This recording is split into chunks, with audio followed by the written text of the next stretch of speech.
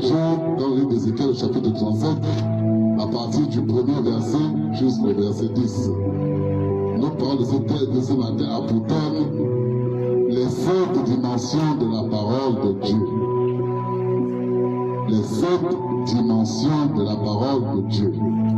De la même manière que Dieu a créé le ciel et la terre en 7 jours, il a tout accompli. De la même manière que nous avons 7 jours dans la semaine, de la même manière, la parole de Dieu a 7 dimensions, 7 étapes, ou encore, tout ce que vous voulez, mais ça a 7 dimensions. Amen. La première dimension qu'a la parole de Dieu est qu'elle est d'abord créatrice. Avec la parole de Dieu, tu peux tout créer.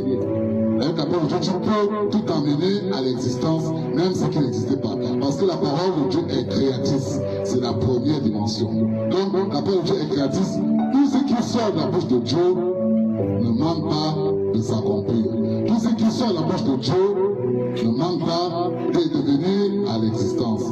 Parce que sa parole est créatrice. La bouche de Dieu, la bouche de l'Esprit de Dieu, les pensées de Dieu créent, amènent à l'existence ce qui ne devait pas normalement exister. C'est ce qu'on appelle le plus souvent le miracle.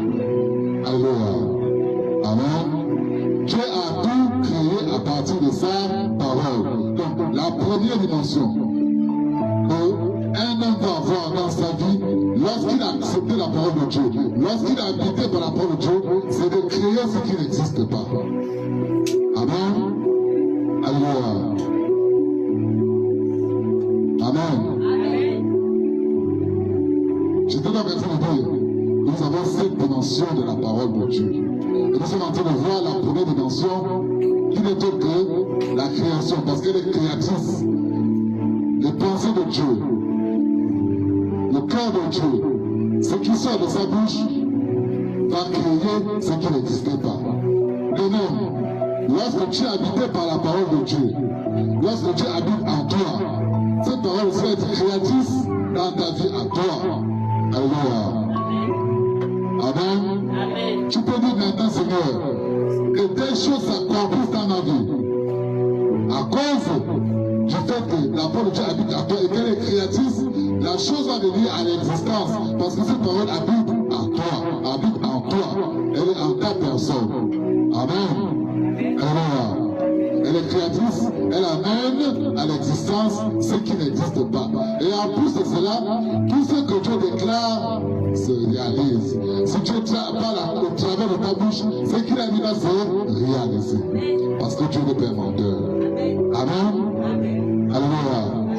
Notre Dieu n'est pas un Dieu menteur. S'il dit que telle chose arrive, la chose va arriver. On a cet exemple dans Genèse. Si le serviteur veut arriver dans Genèse 1, même au 2e verset, même au 3e verset, on voit comment Dieu parle et la chose vient à l'existence. Amen. Dis au verset 31 de Genèse 1. Dis au verset 31 de Genèse 1.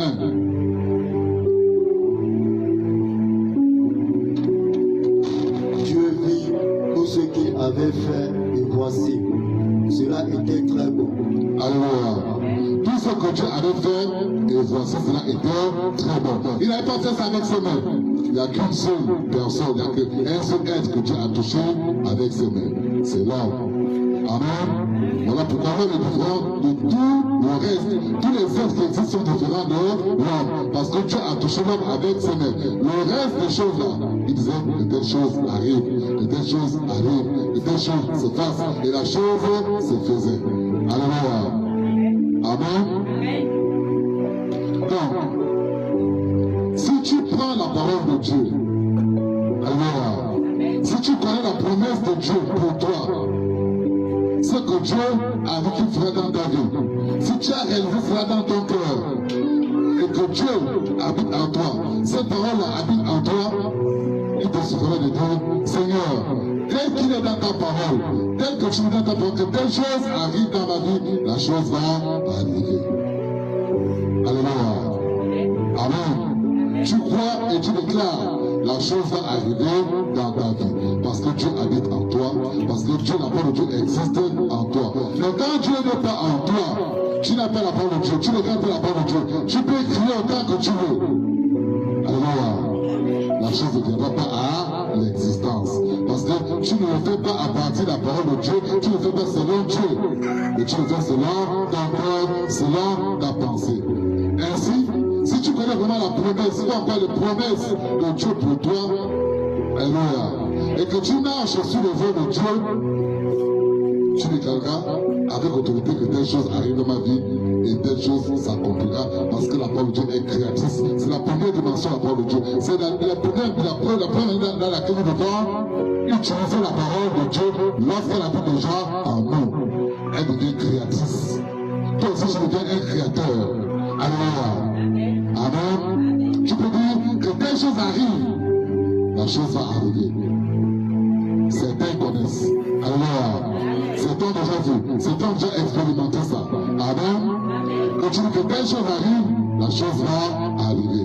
Même je me disais ça tout le temps. C'est un exercice pour moi. Amen.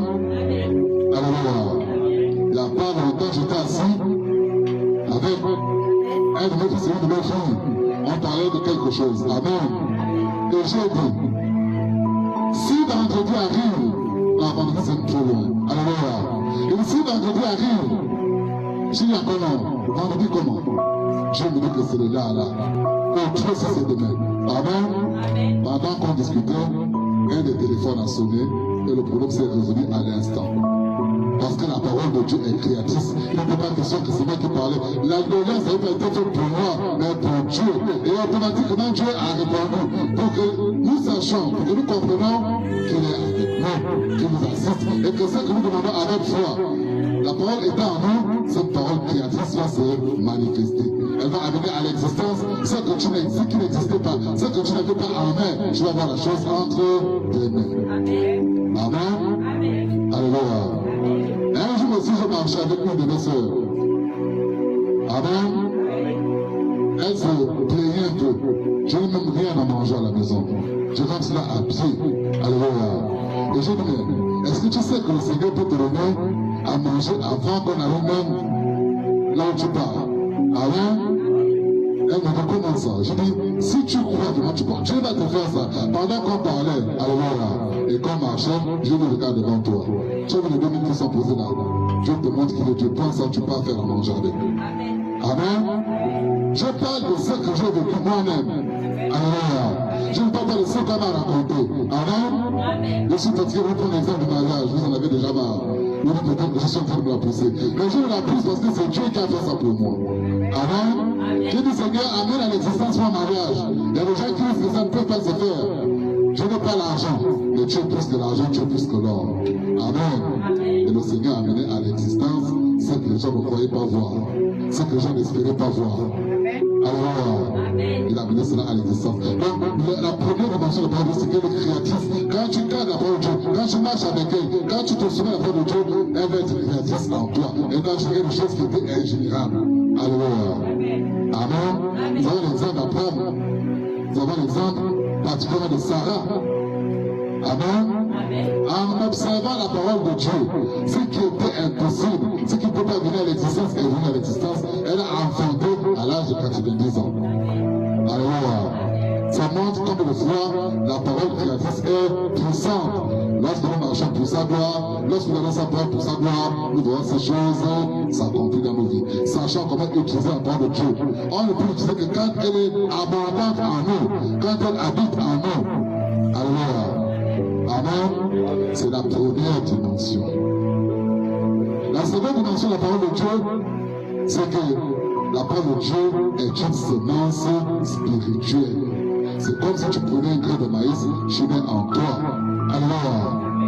Amen. Si tu es une mauvaise terre, elle ne poussera pas en toi. Voilà pourquoi on demande de se repentir d'abord et de se convertir. Pour que la parole puisse pousser en toi. Elle puisse grandir en toi. Elle puisse produire du fruit en toi. Parce que c'est une semence spirituelle. Amen. Alléluia. Il te faut donc comprendre que la parole de Dieu est une parole spirituelle. Et que lorsqu'elle est semée en toi, si ton cœur est un bon cœur, elle va grandir en toi, elle va produire des fruits dignes de repentance, des fruits dignes de conversion, des fruits dignes de faire des